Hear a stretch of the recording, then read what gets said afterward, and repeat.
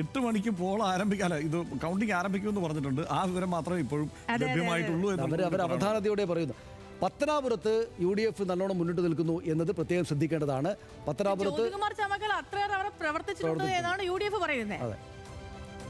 അങ്ങനെ ഓരോരുത്തെയും വിധി വന്നുകൊണ്ടിരിക്കുന്നു. 73-60 ഇതിൽ നമ്മൾ വേറൊരു കാര്യം ടോട്ടൽ കണക്ക് നോക്കുമ്പോഴേ LDF-ന്റെ ലീഡ് ഇറങ്ങുന്നുണ്ട് കേട്ടോ. എറണാകുളം മണ്ഡലത്തിൽ എറണാകുളം ജില്ലയിൽ ഇവിടെ മാത്രമാണ് കേട്ടോ, വൈപ്പിനിൽ മാത്രമാണ്.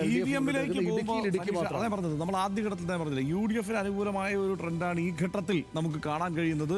അത് EVM-ലേക്ക് ഇപ്പോൾ സേതു പറഞ്ഞതുപോലെ EVM-ലേക്ക് വന്നപ്പോൾ LDF-ന്റെ സിറ്റിംഗ് മണ്ഡലങ്ങളിൽ കൂടുതൽ മണ്ഡലങ്ങളിൽ UDF മുന്നേറുന്ന കാഴ്ചയാണ് നമ്മളിപ്പോൾ കാണുന്നത്. അതായത് സിറ്റിംഗ് മണ്ഡലങ്ങളിൽ LDF-ന്റെ സിറ്റിംഗ് മണ്ഡലങ്ങളിൽ UDF മുന്നേറുന്നു എന്നുള്ള കാഴ്ച ഗുരുവായൂർ കണ്ടില്ലേ, മണലൂർ കണ്ടില്ലേ, അങ്ങനെ പല മണ്ഡലങ്ങളിലും മുന്നേറുന്നു. കോങ്ങാട് മുന്നേറുന്നു. ആ നാട്ടിൽ UDF-ന് കൂടുതൽ മുന്നേറ്റം ഉണ്ടാക്കാൻ കൂടുതൽ ഇടത്ത് കഴിഞ്ഞിരിക്കുന്നു. പൊന്നാനി മാത്രമാണ് ഇപ്പോൾ മലപ്പുറം ജില്ലയിൽ LDF മുന്നേറുന്ന ഒരേ ഒരു മണ്ഡലം. MK സക്കീർ പൊന്നാനിയിൽ മുന്നേറിക്കൊണ്ടിരിക്കുന്നു എന്നുള്ളത്.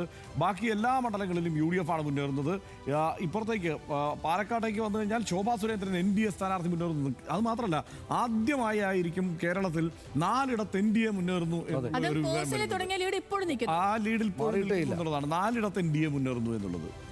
അങ്ങനെ ഒരു കറുത്ത കുതിര LDF ND ആകുമോ ഇല്ലയോ എന്നുള്ളത് അറിയണം. കായംകുളത്തും ചെങ്ങന്നൂരും ആലപ്പുഴയും LDF-ന് തന്നെ ലീഡാണ്. കുറ്റ്യാടിയിൽ LDF മുന്നിട്ട് നിൽക്കുന്നു. ആലപ്പുഴയിൽ അമ്പലപ്പുഴയും കുട്ടനാടും UDF-ന്റെ തേരോട്ടം. ബേപ്പൂരിൽ മുഹമ്മദ് റിയാസ്, ബാലുശ്ശേരിയും കൊയിലാണ്ടിയും UDF, പേരാമ്പ്രയിൽ TP രാമകൃഷ്ണൻ, കാസർഗോഡും മഞ്ചേശ്വരത്തും NDA മുന്നണി ലീഡ് ചെയ്യുന്നു എന്നുള്ളതും ഈ ഘട്ടത്തിൽ പറയണം. അങ്ങനെ ഇതുവരെയുള്ള കണക്കനുസരിച്ച് 71 UDF, 71 ടീം UDF. കൊച്ചിയിൽ 2000 വോട്ടിന്റെ ലീഡാണ് ഇപ്പോൾ മുഹമ്മദ് ഷിയാസ് നേടിയിരിക്കുന്നത്. കൊച്ചിയിൽ 2000 വോട്ടിന്റെ ലീഡ്. അതെ, ഉടുമ്പൻചോലയിൽ സേനാപതി വേണു 1500 വോട്ടുകളുടെ ലീഡ്. തൊടുപുഴയിൽ അപ്പു ജോൺ ജോസഫ് 2500 വോട്ടുകളുടെ ലീഡ്.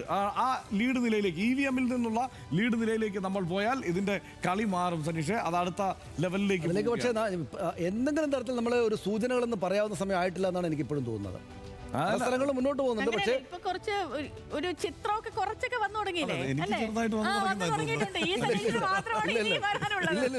ചിത്രം വന്നു തുടങ്ങിയിട്ടായിട്ടില്ല. അതായത് ഇപ്പോഴും പോലും ഇരിങ്ങാലക്കുടയിൽ ആർ ബിന്ദു പിന്നിൽ, ഇരിങ്ങാലക്കുടയിൽ UDF മുന്നേറുന്നു ഈ ഘട്ടത്തിൽ. അതായത് മന്ത്രിമാർ പരാജയപ്പെടും എന്ന് UDF KPC പ്രസിഡന്റ് പറഞ്ഞു. അത് ആ മട്ടിലാണോ ഈ കാര്യങ്ങൾ സംഭവിക്കുന്നത്? ബിന്ദു ടീച്ചറിന് 38 വോട്ടിന്റെ ലീഡേ ഉണ്ടായിരുന്നുള്ളൂ. 38 വോട്ടായിരുന്നു. അതിപ്പം ഇറങ്ങിയിട്ടുണ്ട്. ഇരിങ്ങാലക്കുടയിൽ മന്ത്രി ആർ ബിന്ദു പിന്നിലായി. പറഞ്ഞ പോലെ 72-64 വരുന്നു. UDF-ന്റെ ലീഡ് 72 കൂടുന്നു. LDF-ന് മണലൂരും ഗുരുവായൂരും UDF-ൽ മുന്നിൽ. 63-73 എന്നുള്ള നിലയിലേക്ക് എത്തുന്നു. ലിൻഡോ തിരുവമ്പാടിയിൽ തുടക്കം മുതൽ ലിൻഡോ മുന്നിലാണ്. പക്ഷേ ഇപ്പോൾ ലിൻഡോ ചെറുതായി ഒന്ന് പിന്നിലായിട്ടുണ്ട്. അരൂരിൽ തിരുവമ്പാടിയിലെ പ്രത്യേകം ശ്രദ്ധിക്കേണ്ട ഒരു കാര്യമാണ്. തിരുവമ്പാടിയിൽ ഇപ്പോൾ UDF മുന്നിട്ട് നിൽക്കുകയാണ്. തിരുവമ്പാടി നോക്കണം.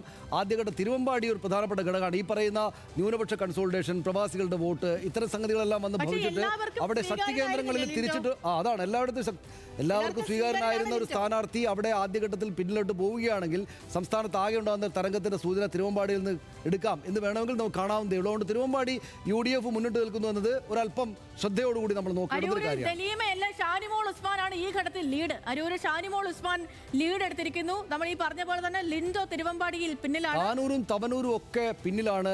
LDF, UDF ആണ് മുന്നിട്ട് നിൽക്കുന്നത് എന്ന കാര്യം. 74 UDF മുന്നേറുന്നു. 62 LDF-ന്റെ മുന്നേറ്റ നില ചുരുങ്ങിയിരിക്കുന്നു. 4 NDA മുന്നേറുന്നു.